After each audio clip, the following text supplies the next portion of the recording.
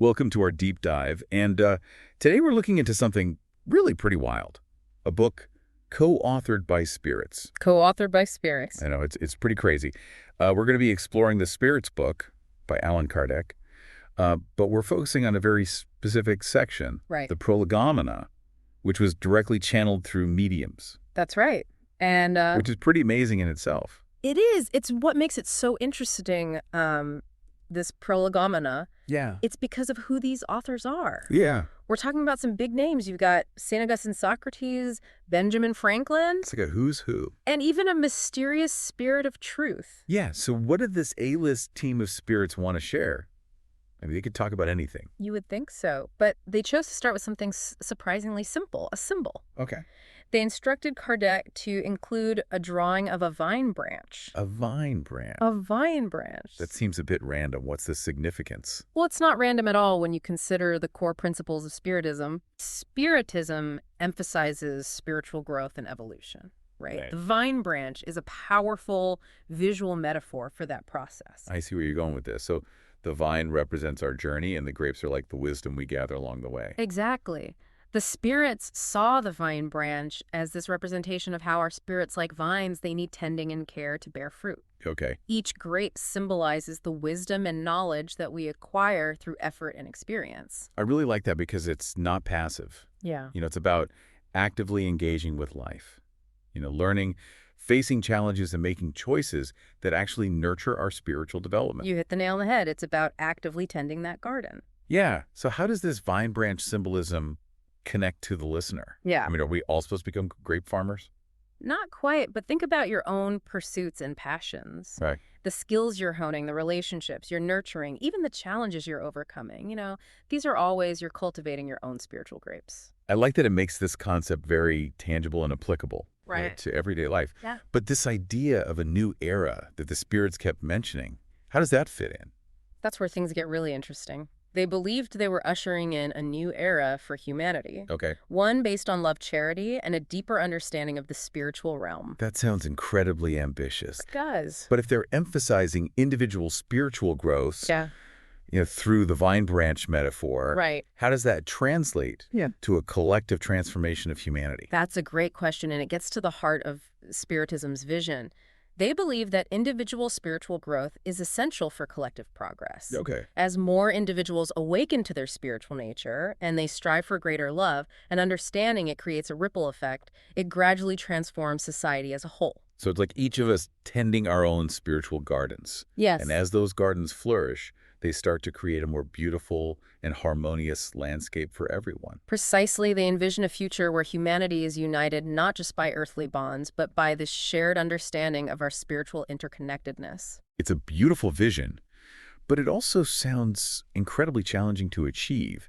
And from what I understand, the spirits themselves acknowledged that there would be obstacles along the way. They did. They even warned Kardec about facing opposition, not just from skeptics, but from other spirits. That's right. They anticipated pushback, which suggests that the spirit world, much like our own, is full of diverse perspectives and even disagreements. Hold on. If these spirits are so advanced, why would some be spreading doubt?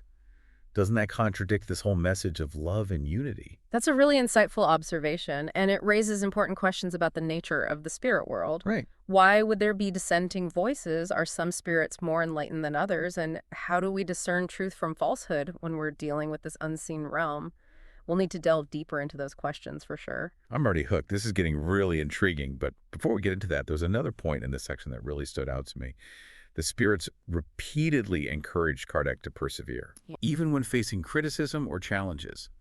Why was that such a central message? I think it speaks volumes about their understanding of human nature. You know, they knew that introducing a new way of thinking, especially one that challenges established beliefs, it wouldn't be easy. It would require resilience, dedication, and a willingness to stand firm even when faced with opposition. It's like they were giving him a pep talk from the spirit world. Stay strong, Kardec. The truth will prevail. Exactly. And that message of perseverance, I think it resonates just as strongly today. Whether you're pursuing a personal goal, advocating for a cause, or simply striving to live a more meaningful life, there will be obstacles and setbacks, but the spirits seem to be emphasizing that it's through our unwavering commitment and continued effort that we achieve true growth. This idea of perseverance, of pushing through challenges to achieve something meaningful, really hitting home for me, and I'm sure our listener can relate to that feeling too. It's like they're saying, don't give up on your own spiritual garden even when the weeds start to grow. Absolutely. And that connection to the listener's personal journey, I think that's so crucial. This isn't just about understanding these abstract concepts, it's about applying these insights to our own lives, our own pursuits, and our own challenges. Well, we've already uncovered some thought-provoking ideas from just this introductory section. I can't wait to dive deeper and see what other wisdom these spirits have to share. And trust me, the Prolegomena is just the beginning. There's so much more to unpack, and it only gets more fascinating from here. I'm excited to keep going. Me too. Okay, let's take a quick break, and we'll be right back. Sounds good. So picking up where we left off, that idea of opposition within the spirit world is truly fascinating.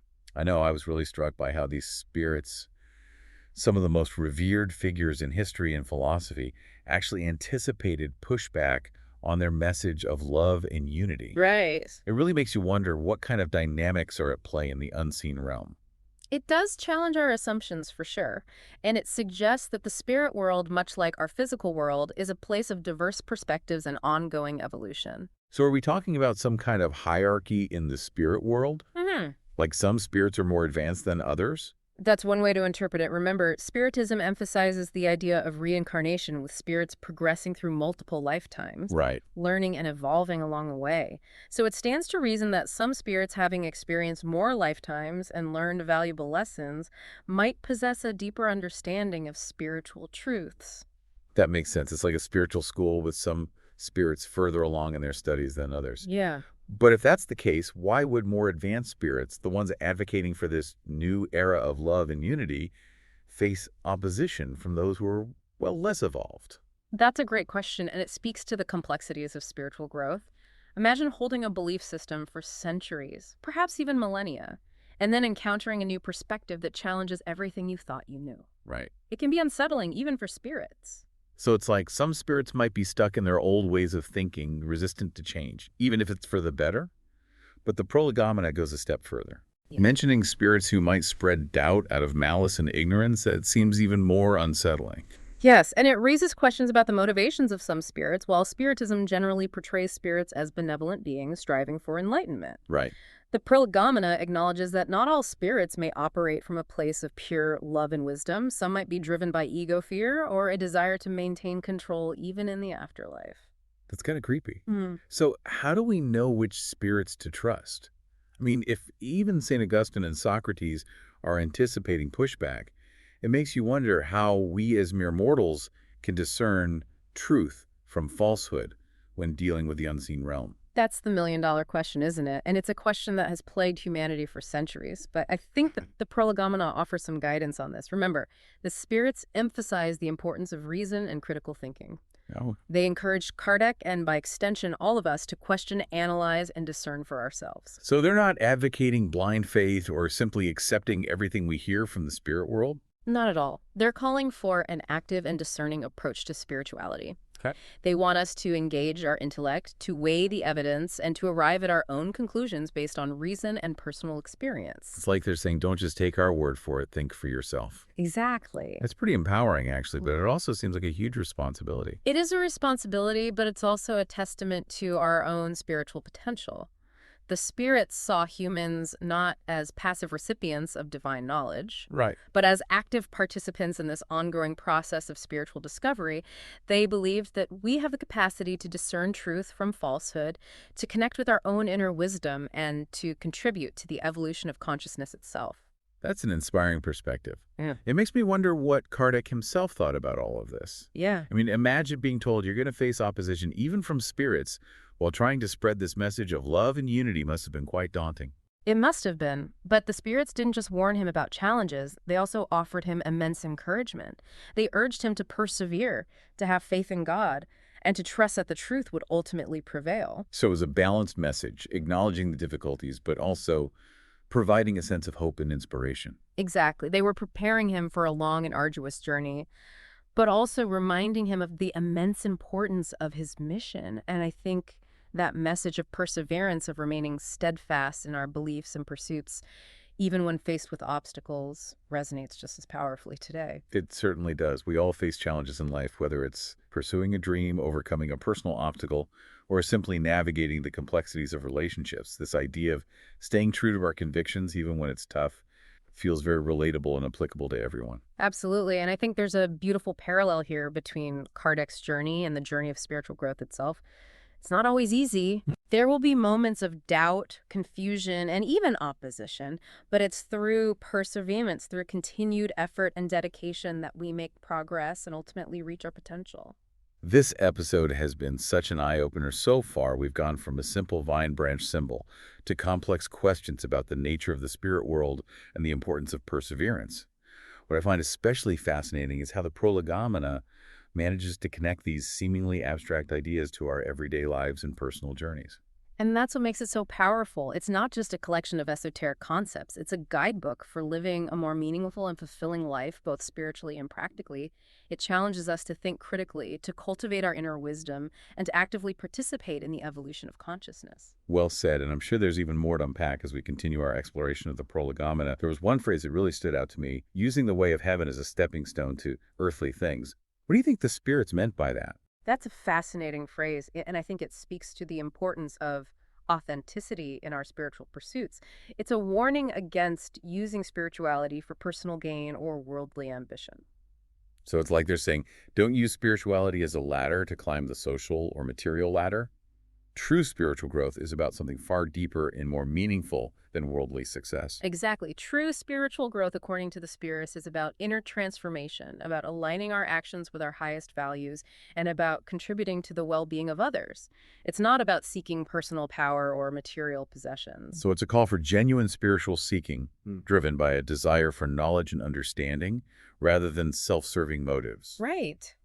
I like that it aligns with the emphasis on personal responsibility and critical thinking that we've been discussing. It does, and it reminds us that true spiritual progress is an inward journey.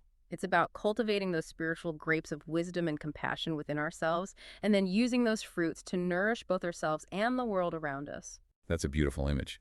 It brings us back to that initial vine branch symbolism and connect it to this idea of living a more authentic and meaningful life. Precisely, the Prolegomena is full of these interconnected ideas and profound insights, and we're just scratching the surface of what it has to offer. I can't wait to dive deeper into the final part of our exploration and see what other gems we can unearth. So we've covered so much ground already, from that symbolism of the vine branch to the complexities of the spirit world. But I keep coming back to this idea of a new era that the spirits kept mentioning. What exactly did they envision for humanity? That's the core of the Prolegomena, and it's where things get truly inspiring. These spirits weren't just offering like a new philosophy, they were outlining a roadmap for a transformed world. They even called the Spirits book the foundation for a new edifice Right. that would unite humanity through love and charity. Yeah. It's a bold vision, but what would it actually look like in practice? Imagine a world where people understand themselves as spiritual beings, first and foremost, where relationships aren't just about like social contracts, but about soul connections, Okay. where compassion and empathy are the driving forces behind social structures and decision-making. It sounds almost utopian, but is it really achievable? Yeah. I mean, let's be real. It's been almost 170 years since the Spirits book was published. Have we seen that kind of radical transformation in humanity? It's a valid question. We've certainly seen progress in some areas. Okay. Increased awareness of human rights, growing movements for social justice, and a deeper understanding of our interconnectedness as a global community. So maybe the new edifice is still under construction? Exactly. The blueprints are there in the Prolegomena, and each act of kindness, Okay. each step towards greater understanding, each effort to dismantle harmful systems contributes to its construction. Okay. That's a powerful image. We're not just passive observers of this grand spiritual project. We're active participants co-creating the future with every choice we make. And this is where it all comes back to the listener. Because if we accept this premise that we are all interconnected spiritual beings capable of influencing the evolution of consciousness, then we have a responsibility to act accordingly. So what are some practical steps the listener can take to contribute to this new era? I mean, it's easy to feel overwhelmed by the enormity of it all. Well, the spirits offer guidance on that too. Remember the vine branch metaphor. Right. It all begins with cultivating our own spiritual gardens. Right. This means engaging in self-reflection, seeking knowledge, and making choices that align with our highest values. So the personal and the collective are intertwined. By focusing on our own growth, we contribute to the greater good. Precisely. And as we deepen our understanding of Spiritism, we can start to see the world through a new lens, recognizing the spiritual significance of even seemingly mundane interactions. This deep dive has been incredibly insightful. We've gone from a simple drawing of a vine branch to contemplating the future of humanity. It's amazing how much wisdom is packed into this Prolegomena. Now remember, this is just the introduction. The Spirit's book goes on to explore a vast array of topics: the nature of the soul, the purpose of life, the laws that govern the spirit world, and much more. It's an invitation to a lifelong journey of discovery. So, dear listener, we encourage you to continue exploring this fascinating world of Spiritism. Delve deeper into the Spirit's book, engage in meaningful conversations about these concepts, and most importantly, apply these insights to your own life and your interactions with the world. As we conclude this deep dive, we'll leave you with this final thought. The Spirit saw in humanity the potential for greatness for a future defined by love, unity, and profound spiritual understanding. It's up to each of us to cultivate that potential within ourselves and contribute to the creation of this new era.